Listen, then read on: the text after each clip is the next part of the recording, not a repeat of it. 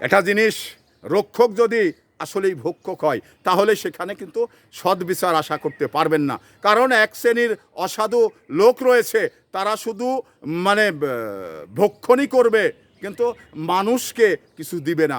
মানুষকে মানে একটি জায়গায় দাঁড় করানোর জন্যে তাদের যে মানুষ হিসাবে কর্তব্য, সেই কর্তব্যের অবহেলা করবে, কর্তব্যের অবজ্ঞা করবে। তো এই জন্যেই মানে রক্ষক কখনো ভক্ষক হতে পারে না। রক্ষকের কাজ এক, ভক্ষণ যারা করে তাদের কাজ কিন্তু আর এক। এই দুইটা কথার দুইটা কিন্তু গুরুত্ব রয়েছে। তো যারা মানে রক্ষক, তারা মানুষকে হেফাজত করবে, মানুষকে ভালো পথ দেখাবে, মানুষকে ভালো পথের অনুসারী করবে।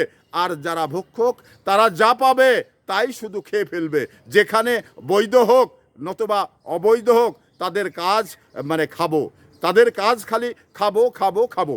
এই খা মানে শব্দটা ছাড়া ওদের কাছে আর কিছু নেই।